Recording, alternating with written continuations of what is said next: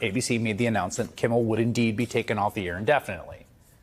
And this is just the latest chapter in Donald Trump's ongoing campaign to crack down on free speech, dominate the media, and essentially render the First Amendment meaningless. So it was for the journeyman cable news host Tucker Carlson, just fired from his third network. He believed he could say anything, no matter how vile, no matter how disgusting, no matter how offensive, no matter how dehumanizing or belittling. And if you act like a sociopath over and over and over and over, you will become unpopular on the national stage.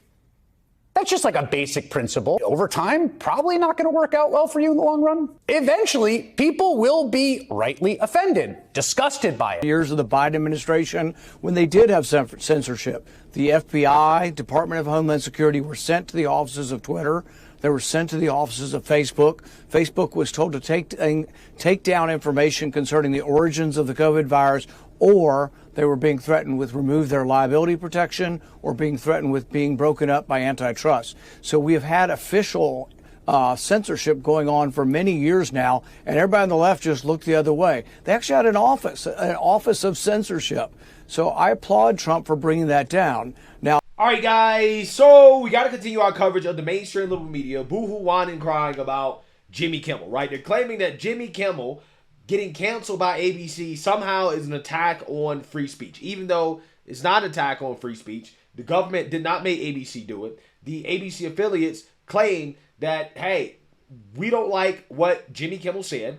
What he said was not only wrong, but it was insensitive to the moment that this country is currently going through, where you have a conservative civil rights activist being assassinated in cold blood for the world to see, right? While you also have leftists celebrating it. Now, again, what I find to be so fascinating about how the mainstream liberal media, all of a sudden, they want to believe in free speech is that, first and foremost, these same people, including Jimmy Kimmel, were cheering on President Trump getting banned from basically all social media platforms, which is why he created Truth Social, which is because he was getting banned on all the platforms. And nobody in the mainstream liberal media came to his defense, right? Nobody came to his defense. In fact, again, people like Jimmy Kimmel, who's now boohoo, whining, crying, victimhood, right?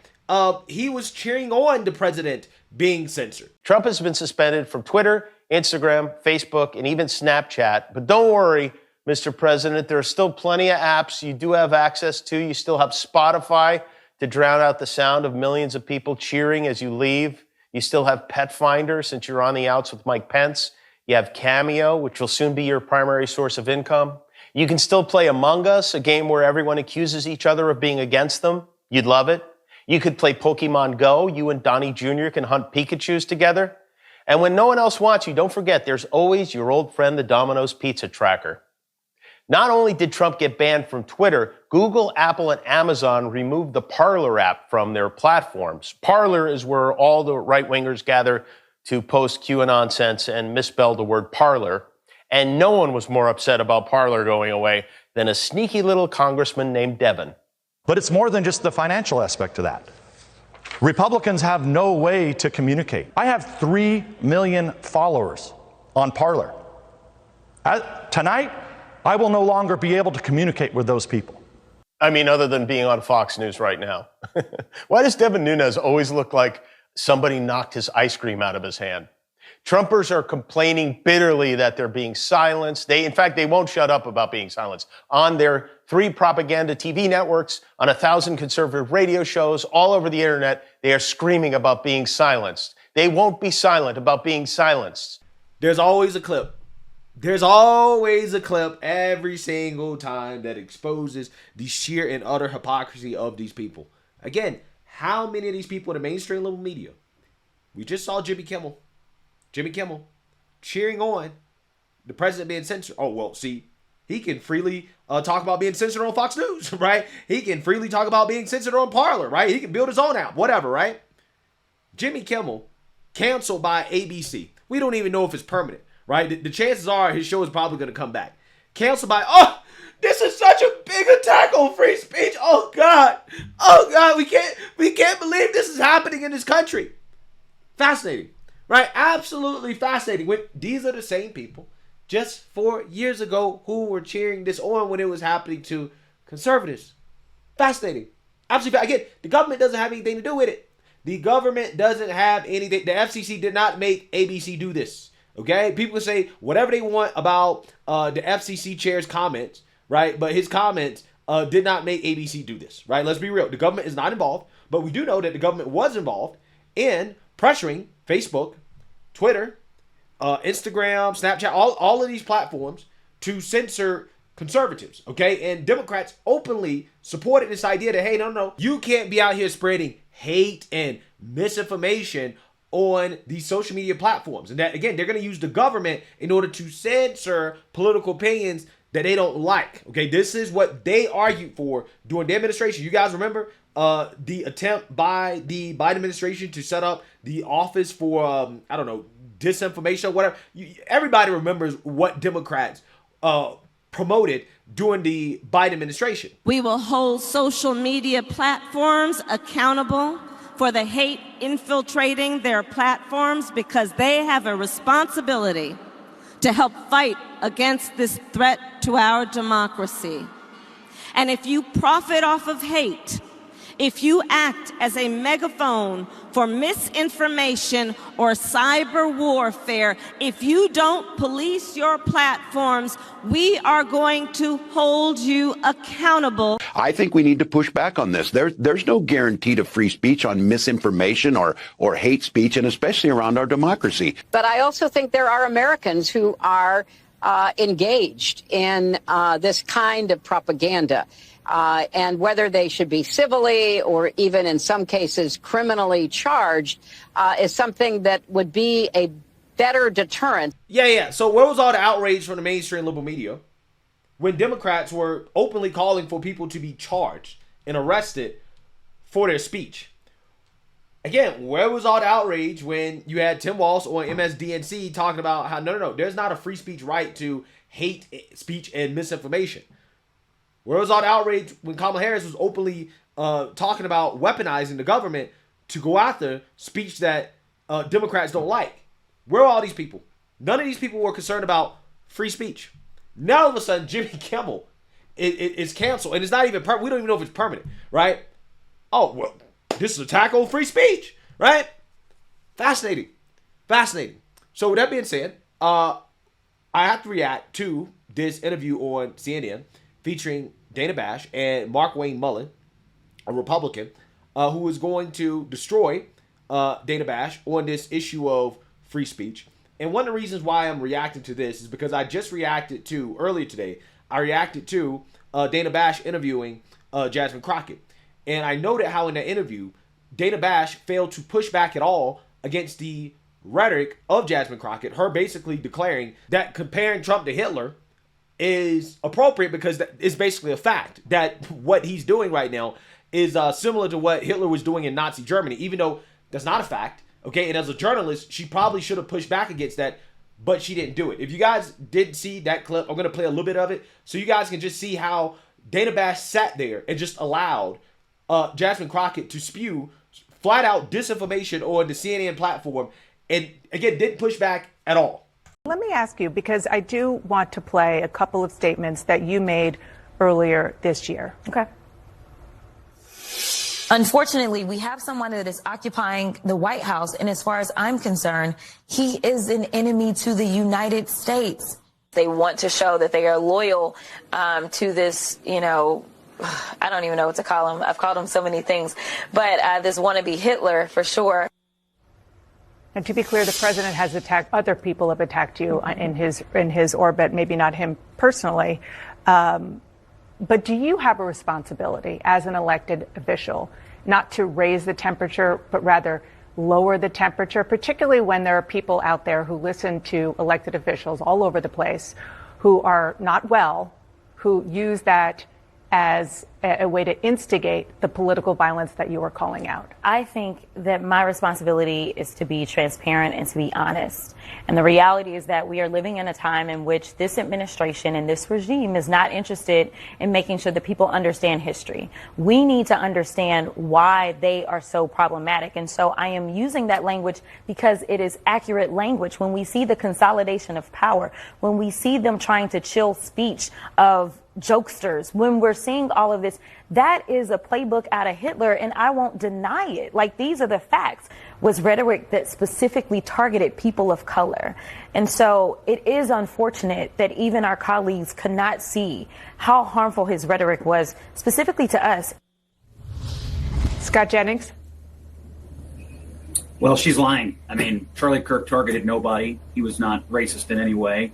I've listened to hours and hours and hours and hours of Charlie Kirk debates and talks, and have been with Charlie Kirk and did events with Charlie Kirk and knew Charlie Kirk. There wasn't a racist bone in his body. To say that he was continuously targeting people of color is nothing but a malicious smear on the very day that people are remembering Charlie and he's going to be laid to rest. And so I think we need to combine the no votes on the resolution, and then you look at the leading Democratic voices like Ilhan Omar and Jasmine Crockett, who've gone out to smear Charlie before he's even had his funeral. When I hear people say, well, you need to come together and both sides need to turn down the rhetoric, a lot of the people saying that need to look inward right now. I was shocked at that. Well, I guess I shouldn't say I'm shocked by her, but I was a little stunned by what happened this morning. Yeah, so I think the most stunning part about it is not that Jasmine Crockett said it. I mean, I have low expectations for Jasmine Crockett, so I'm not surprised that she said it. Again, the stunning part is the fact that Dana Bash did not push back against all of these smears and inaccurate statements, right? Flat out lies against Charlie Kirk and against the President of the United States. The fact that she didn't push back against it in the same way that she would have pushed back against it if a Republican lied like that. Again, that is the part about it I think is the most shameful. And my proof and evidence of this is just listen to Dana Bash push back against Markwayne Mullin, a Republican, in a way that she would never do towards Jasmine Crockett. Again, this is why the media is complicit in where we're at currently as a country because of this type of double standard. So without further ado, let's get into it. One of the things that is maybe a hallmark of the legacy that I'm sure you would say, and I know you have said that he would want to leave behind, is engaging in one of the most fundamental American rights, which is free speech. And I do want to ask you about that because ABC this week indefinitely suspended comedian Jimmy Kimmel, not long after FCC Chairman Brendan Carr went on TV and warned, quote, "We can do this the easy way or the hard way." Your Republican colleague, Senator Ted Cruz, called the threats from Carr, quote, "dangerous as hell." Listen to more of what he said. I think it is unbelievably dangerous for government to put itself in the position of saying, we're going to decide what speech we like and what we don't, and we're going to threaten to take you off air if we don't like what you're saying. Well, I mean, listen, I think here's the issue with Republicans, I think, pushing back against the FCC, because I think what Brendan Carr is actually talking about is that he's saying, listen, there are certain standards that these broadcast stations have to adhere to, right? This is about law, right? This is about public interest. It's not necessarily about picking and choosing what political speech is acceptable and what's not acceptable. There's just certain standards that have to be upheld. Again, I'm just not a big fan of Republicans trying to do this thing where it's like, well, we should be afraid of what happens if Democrats get back in power and they start doing this stuff. And it's like, we're beyond all that. Remember, Democrats have already started weaponizing the government to go after conservatives. They've already done that, okay? They've already done that. They've already shown, regardless of whether or not you do it to them, they're going to do it to you, okay? And the only way, in my mind, right, the only solution that I have personally come up with in order to disincentivize leftists and Democrats from participating in that type of stuff is to give them a taste of their own medicine. But again, in this situation, this wasn't done because of what the FCC chair said on Benny Johnson's show, right? I think it just so happens that he said that and ABC made that decision at the same time. I don't think that it had anything to do with Benny Johnson's show. But, then again, this is the narrative that the media is going to run with. Do you agree with him?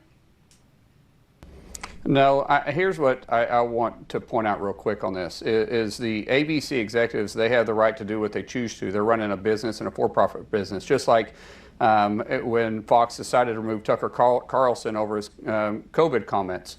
If it doesn't align with a private business, then they have the right to remove them if it doesn't fit with their brand. Can I just stop you it's right there simple. for 1 second? Can I just stop you there for 1 second, right? Let me just stop you there for 1 second while this dude is clearly laying out how, it happens on both sides, right? It happens in the sense that when Fox News lets Tucker Carlson go, for stuff that he said on air for his speech. Oh, they cheered it on. Oh, that's great, right? We've seen that. When it happens to Jimmy Kimmel, oh, now all of a sudden people want to be upset. Now, Dana Bash, let me stop you there. But she didn't say, let me stop you there, when Jasmine Crockett was on CNN's airways comparing Trump and Republicans to Hitler, which is part of the reason why we're seeing assassination attempts, political violence directed towards Republicans. Because that same rhetoric, she didn't say, let me stop you there. You probably shouldn't be saying stuff like that. That's reckless. It is not a fact that what the president is doing is the same thing that Hitler did in Nazi Germany. This is why I can't stand these people. I can't stand these people. Maybe Dana Bash is afraid because, I don't know, Jasmine Crockett is black and a Democrat. Maybe that's it. I don't know. But again, this right here is what we're talking about when we talk about the clear bias in the media. No pushback towards Jasmine Crockett. But we got to push back on this Republican making a pretty good point about how, it seems as if it's totally fine when cancel culture is affecting the right, but when it affects the left, all of a sudden people want to boo-hoo, whine, and cry and say, oh, this is unfair. Fascinating. Can I stop you right there for 1 second? Because sure. The difference between this and Fox and a lot of other instances where private companies make a decision on who is employed by them, and if they don't like what they say or what they do, they fire them. Fine. The big difference here, as you know, is that this is a broadcast network that was threatened by a government individual who has oversight over the regulation and potential for a merger in the future. And so this is also a network that has not been friendly to this administration whatsoever. And so I don't think a threat would make any difference whatsoever. They made a decision because Jimmy Kimmel said something that was extremely insensitive and a flat-out lie about the President of the United States, and there was no excuse for it. There was no excuse for making a joke. I don't care if you're a comedian or who you are, to making a joke about an assassination. There's no room for that at all, and ABC made that decision. And just like Fox made the decision over Tucker Carlson. And for anyone to say that we're trying to silence free speech, these are the same people that didn't stick up for Tucker Carlson when he got fired for speaking his mind about COVID on Fox.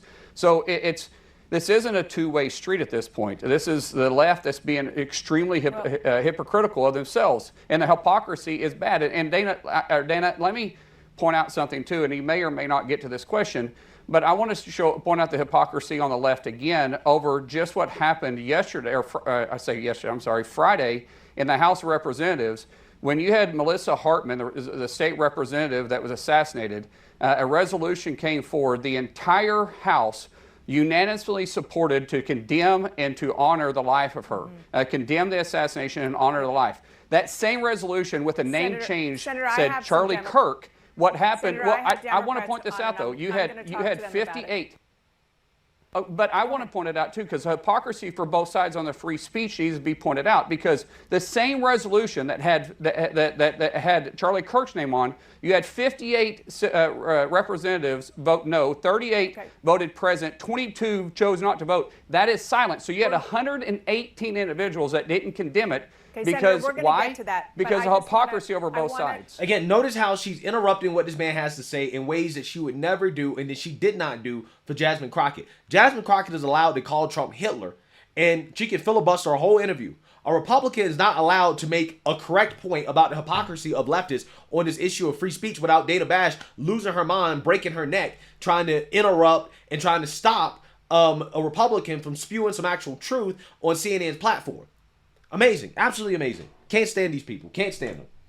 I want to return to you saying that it's sort of just liberals saying that this is a pushback against free speech, because you mentioned Tucker Carlson. He's one of the conservatives who is saying, whoa, just be careful. It's Ted Cruz, who's definitely not a liberal, Tucker Carlson, Ben Shapiro, and others saying that they are concerned that if the Trump FCC and the president himself go down this road, that what's to say that the same thing couldn't happen when Democrats take office, and is Why free speech. don't we? Well, again, it already happened. Again, that's what these people don't understand. It already happened. They already weaponized the government to try to pressure censorship, right? To pressure social media platforms into censoring political speech they don't like. It already happened.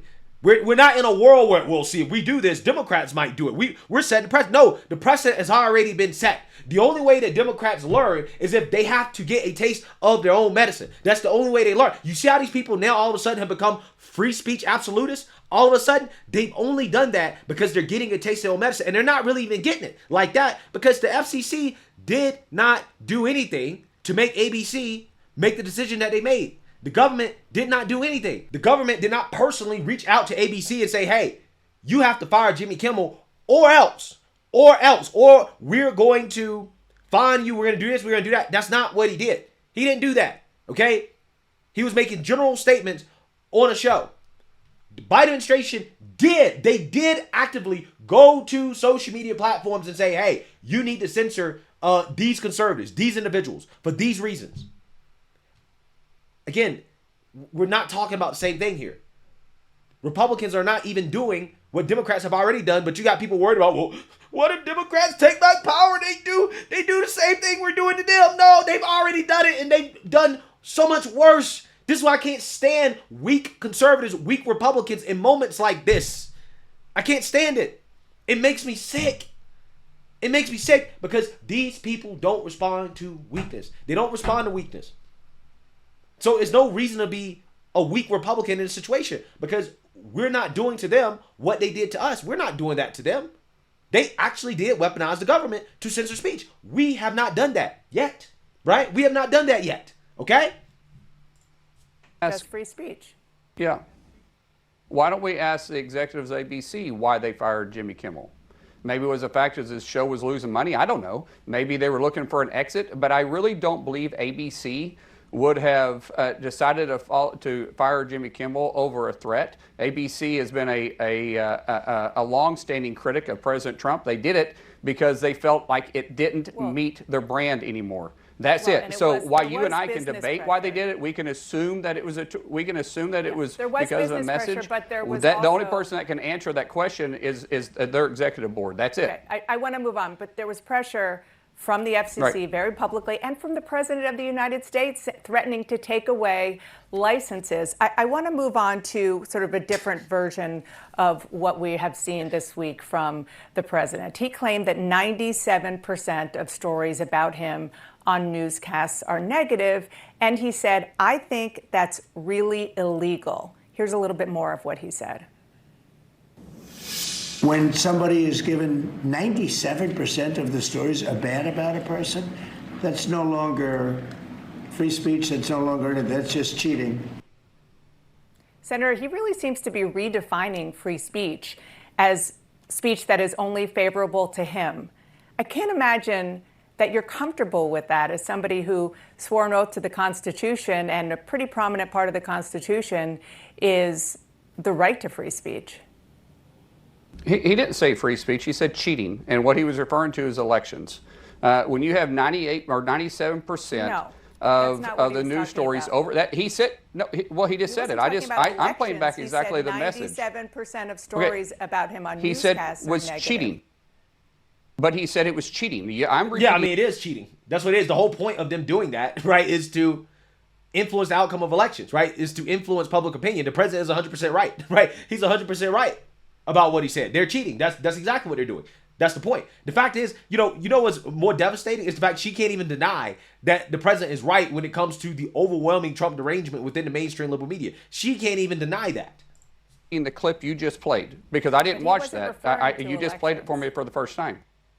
Okay, then what would he be referring to when he said cheating? He was referring to because he didn't say free speech. He believes it was a very long statement that he made. Yeah, so why didn't you play the whole statement? Why did you play just that part of it out of context? Because clearly, in the context of what he's saying, right, he ain't said anything about free speech. He's saying that your coverage, your negative coverage, your overwhelmingly negative coverage of him, which they don't do for Democrats, is cheating, which it is. The whole point is to sway the outcome of elections. This is how they cheat. He's 100% right. He was saying that he believes that the stories on network television about him are negative and that it should be potentially illegal. That is my question to you. Okay, well, that is not, I can't, Dana, I can't answer a question I didn't hear. I'm repeating what the clip you just played. What the clip you just played said that and it said that it is cheating. That's his words. That's not me making the assumption. That's not paraphrasing what he said. That's the clip you played. And that 100%, because we've had this conversation, that 100% refers to elections. When you have 97% of the news stories on him that's constantly telling bad stories, and by the way, that wasn't even close what was happening when Biden in office. You guys were covering it up constantly, what he was doing. And so when 97% of the news stories are negative about him and 99% about Pete Hegseth is negative, it is cheating because you're putting out a narrative that isn't true. I guess my question is, if you just kind of take a step back, sir, because let's say he was talking about, you speak Trump speak, you talk to him all the time. Let's just say you're right that when he said cheating, he in his mind was referring to elections. But it is, since the beginning of time in the United States of America, presidents have not liked the criticism that they got when they get coverage that they don't believe is favorable to them. But they have said that's just part of being the president in the United States of America with a free press. You don't think there's a slippery slope going on here with that? Well, I would like to go back and look at the comparisons of how many negative stories ran against Biden, against Obama, against Clinton, and even against Bush 41 and Bush 43. And I'm just saying, let's. He didn't say he was going to crack down. He said it was cheating. I'm just repeating the words, but I'm just saying there is a problem, and I agree with him. There is a problem. There isn't any positive negative stories that our left-leaning media outlets can tell about him. And look, has he been such a bad president? Absolutely, I believe in free speech. Without a question, I believe in free speech. There's a thin line between free speech and when it crosses a line and causes violence. And when you start calling someone fascist, which is what we've seen prescribed on the bullets and on the magazines of these individuals, when you start using words of that he's a Nazi and comparing him to Hitler, and I'm not saying you've done that, I'm saying this is the negative stories that have been played about him. There is a problem. Well, what they do is that they openly platform Democrats that allow them to say that, and then they don't push back because they agree, right? So essentially, she has said that because she allows people to come on her platform, and she doesn't push back in the same way that she's pushing back right now when they make those statements. So yeah, she's complicit in saying stuff like that. Yeah, she is. Problem at some point, and some people have to be held accountable. But hey, free speech is free speech. Hateful speech is also free speech. But when it leads to violence, now that's a crossover. And and people should be held accountable for that. Well, again, Democrats clearly don't believe in that, right? They only believe in that when it comes to Republicans, right? Again, when they tried to justify banning the president due to the violence that his speech caused, right, after January 6th, this is what they claimed. They were like, yeah, it's totally fine, totally acceptable, right? They didn't worry about the quote-unquote slippery slope. They didn't worry about the quote-unquote slippery slope when the Biden government was censoring conservatives via social media platforms. They didn't worry about that, right? When people were losing their jobs, okay, losing their livelihoods due to, opinions that the government didn't like about the pandemic. They didn't worry about that, right? They didn't care about that. They had no concerns whatsoever. Now, all of a sudden, Jimmy Kimmel, he wasn't even fired. Dude, temporarily canceled. These people are losing their minds.